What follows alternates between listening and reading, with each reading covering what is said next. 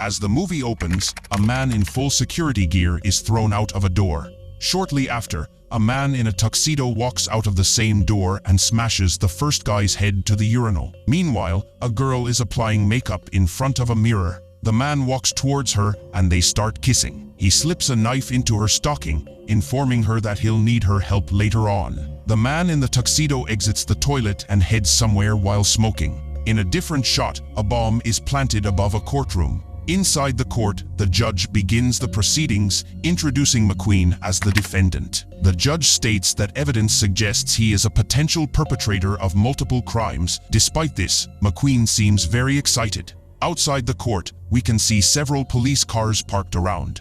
A man talks to his daughter on the phone, our protagonist Dong. He tells his partner to prepare to leave as the court proceedings should be over soon.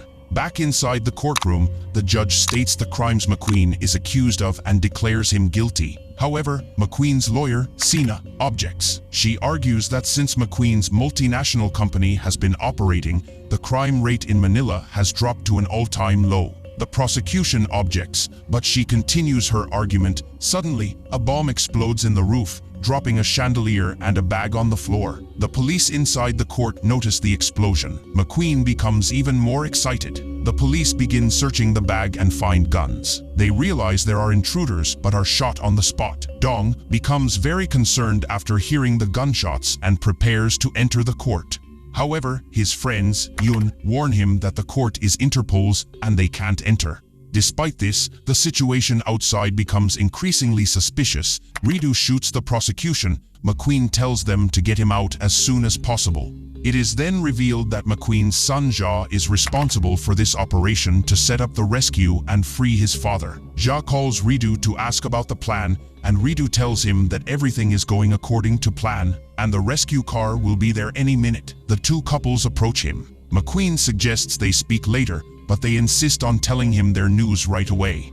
With a sense of excitement, they reveal they are getting married. The scene then cuts to a flashback where we witness McQueen committing an appalling act of violence, raping Sina, where both McQueen and the couple laugh. But their joy is short-lived as the couple pulls out two bombs and throws them into McQueen's cell. The explosion is so powerful that the wall behind his cell collapses, taking out two of Dong's men who were approaching the courtroom. Ridu emerges and reveals himself, and his men open fire, injuring several of Dong's associates, including Yoon. Dong takes his wounded partner to the bathroom, but they are met with more gunfire. The police respond swiftly, closing the main entrance to the court and securing the perimeter. The chaos continues when a car parked in front of the gate opens, and the occupants unleash a hail of gunfire. A clown outside sends a missile disguised as an oxygen cylinder at a police car, causing further destruction. Inside the courtroom, Dong tends to his wounded partner and makes a promise to him that he won't die. He rushes outside to engage in battle,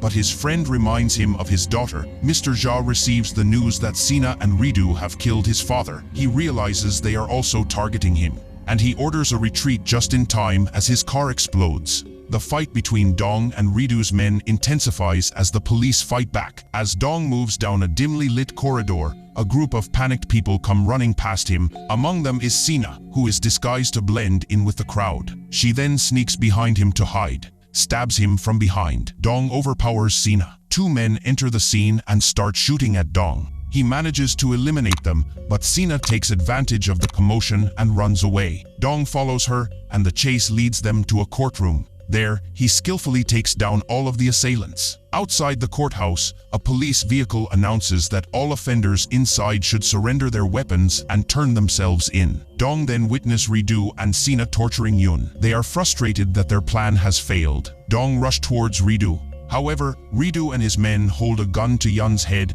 forcing Dong to drop his weapon and become a hostage himself. He even goes as far as to drop all his gear.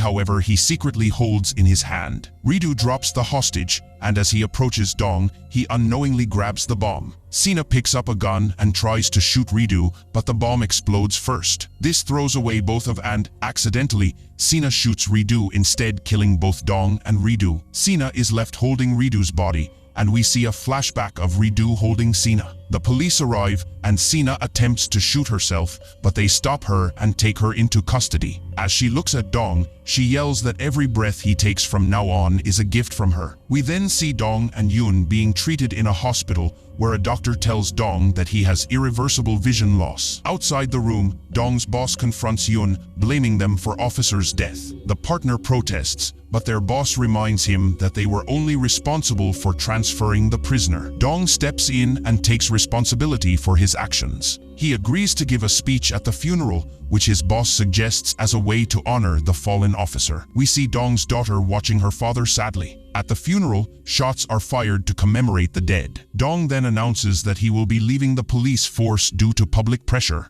The scene shifts once again, this time to Dong's apartment. We watch as he goes about his everyday routines, but his awkward movements reveal that he has not yet adjusted to being blind. Suddenly, a news report blares in the background, announcing that an officer's impulsive action has caused the deaths of several other officers. This triggers a painful memory for Dong. Fueled by anger and despair, Dong rushes outside and begins to lash out at cars and pedestrians. Unable to bear the cacophony of sounds around him, Dong is rushed to the hospital where he is diagnosed with mania. Meanwhile, the owner of the car that Dong had attacked demands compensation for the damages. Dong's daughter is angered by this request and lashes out at the car owner, while Yoon agrees to pay for the damages. Eventually, Dong and Yeti return home. Yeti tries to cheer him up, but he remains despondent. Later that night, Dong is awoken by a strange noise and becomes increasingly agitated. He tracks the source of the noise to an upstairs room where he finds his partner recording. Dong immediately assumes that his partner is suspicious of him, but his partner assures him that he is only trying to protect him. Despite this, Dong becomes violent and starts to fight his partner, but he is quickly overpowered.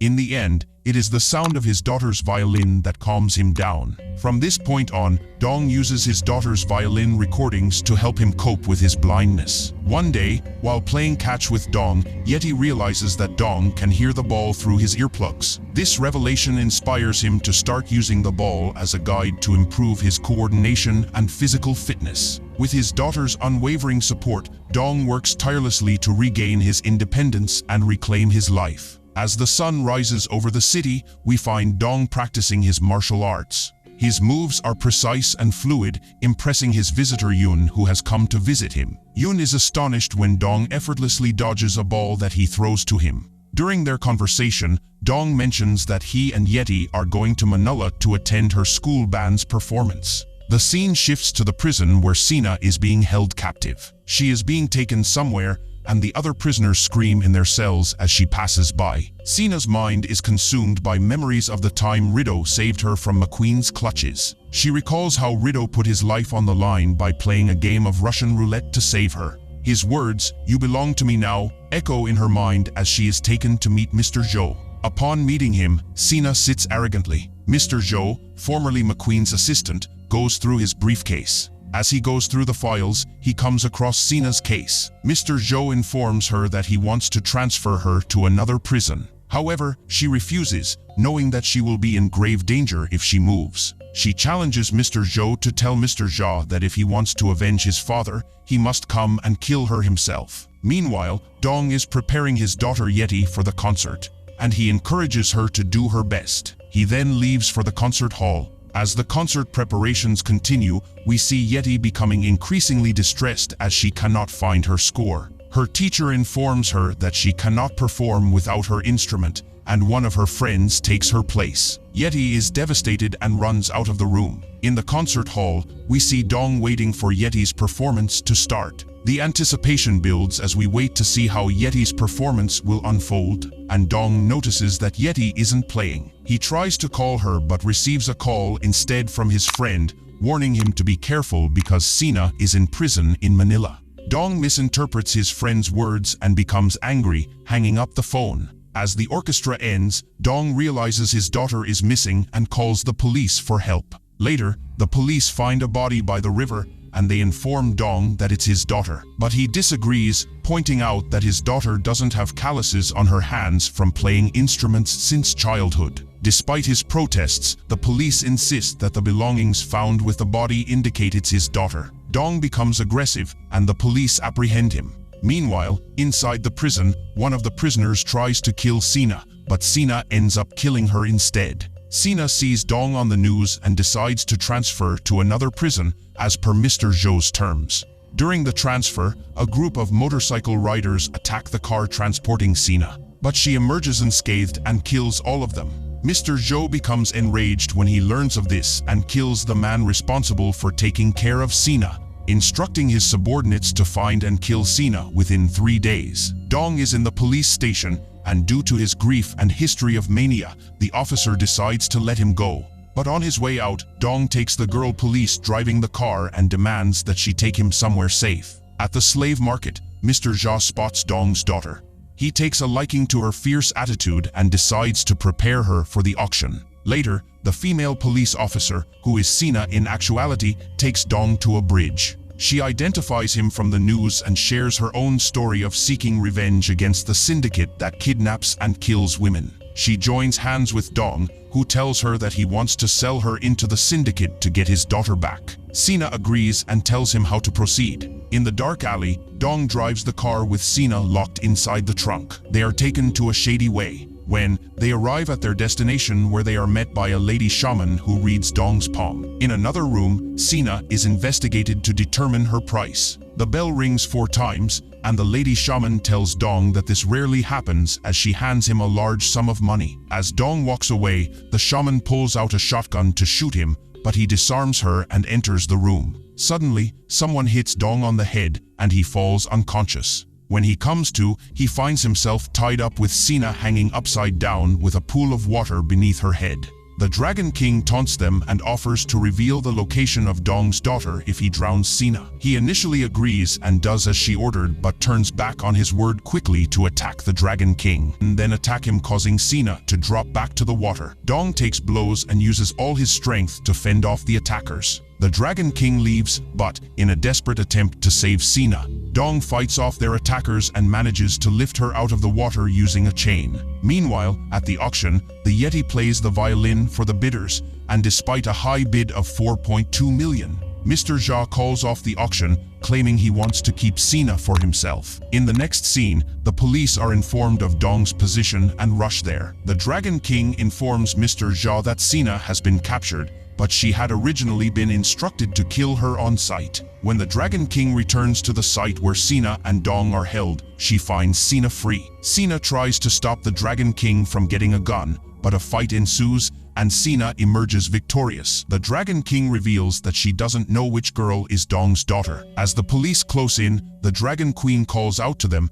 and Sina kills her in self-defense. In the end, Dong and Sina are reunited, but the search for his daughter continues. As our story continues, Sina takes care of a wounded man in her house. While tending to his wounds, she attempts to cut a bandage with scissors, but the man insists on doing it himself. After that, Sina excuses herself to use the shower. We then are taken to Mr. Zhou receiving a shave from a girl who accidentally cuts him, causing him to fly into a rage and kill her. Jean comes in and sees the dead girl. Zhou wipes the blood on Jean and tells him that Sina killed the Dragon King and has threatened to kill Zhou. Furious and worried, Zhou instructs Jean to take care of Sina for him. However, Jean is visibly irritated and Mr. Zhou doubles Zhou's orders. Back in the apartment, Dong is contacting Yun when a police officer knocks on the door holding a flower. Sina recognizes him and tells him to leave. As the officer holds the handle, a knife is thrown through the door and into his hand. As more assailants approach from the back, Sina and Dong prepare for a fight. The intruders eventually break down the door and find no one inside,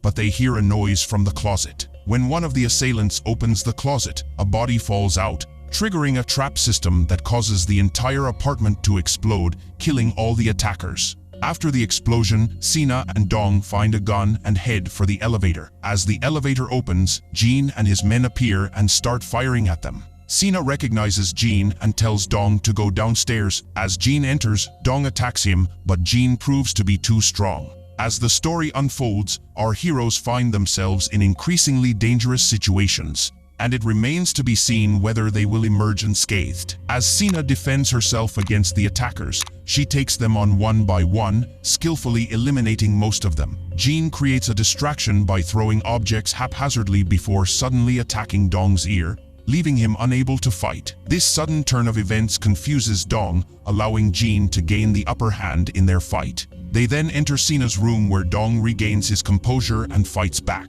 As Dong had prior knowledge of the tools in the room and had already made weapons, he has an advantage. He throws a weapon with a rope attached to it at Jin, but he easily dodges it, causing it to fall to the ground. However, as the rope was tied to it, Dong follows the rope out the window and into the room below. Believing Dong has fled, Jin calls Mr. Jia to inform him that the situation has been taken care of. Dong emerges from the elevator and attacks her with the rope, quickly overwhelming her. The end of the rope is attached to the elevator, allowing Dong to use it to knock Jin unconscious by kicking his head against the roof. Sina then returns, and they take Jin away. Back in the apartment, the officer present during the incident discovers the body of the only female officer in their unit, the one he had come to the apartment to see. Grief-stricken, he assumes that Dong and Sina are responsible for her death. Jin takes Dong and Sina to the location where the slaves are being auctioned. They free the slaves, but unfortunately, Yeti is not among them.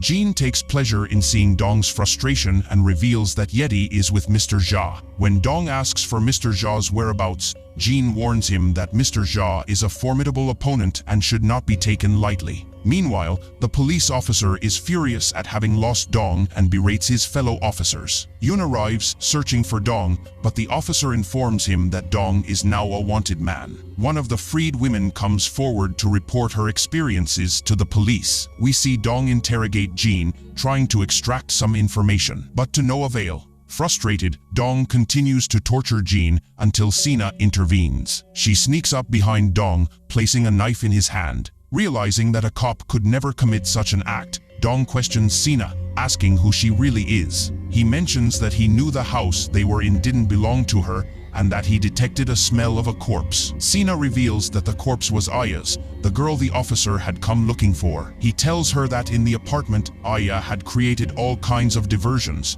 but she had underestimated Dong. Sina tells she and him aren't much different in their way. Suddenly, Yun enters the room, holding a gun.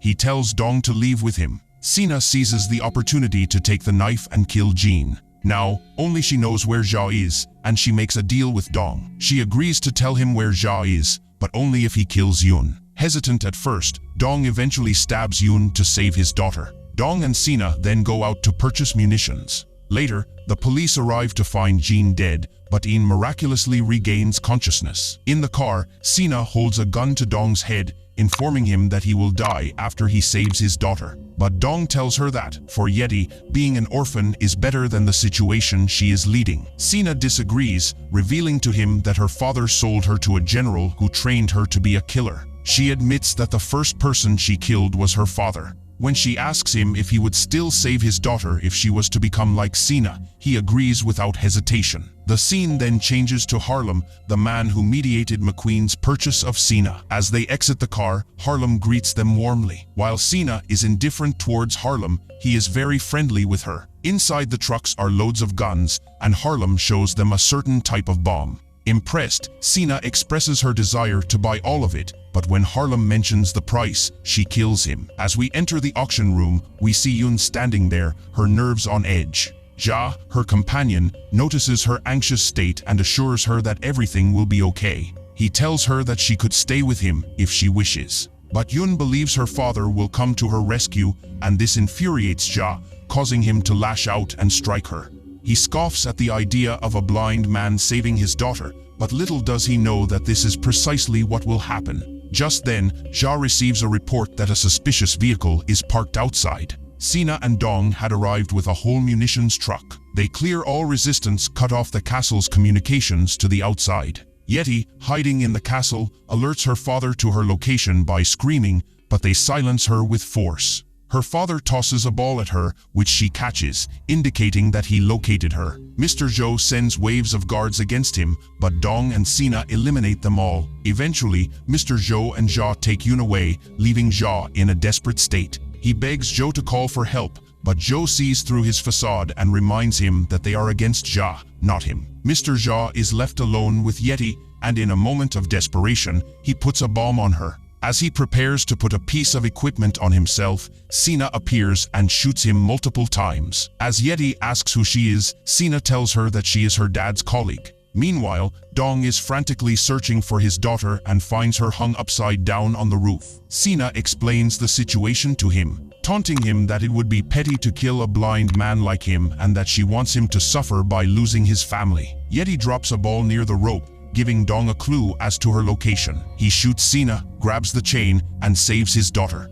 They embrace, but their joy is short-lived as they discover the bomb attached to Yeti. Sina shows them a piece on her chest and informs them that the bomb on Yeti will explode if Sina dies. Sina reveals that it was Ja's idea and tells Dong that he is about to know how it feels to lose someone you love. Yun suddenly appears and plays the violin, calming Dong down. With Yeti as his eyes, Dong identifies the correct wire to cut and defuses the bomb, all while Yun brings the wire cutter. The family is finally reunited, and they are all happy and crying. As the police arrive, they take Dong into custody, and in the final scene, we see Yeti visiting him in prison. They are talking heart-to-heart through a glass wall, while Yun stays with Yeti. They are all together, although physically separated. If you want interesting movie recaps like these, like, share, and subscribe to follow us for more movie recaps.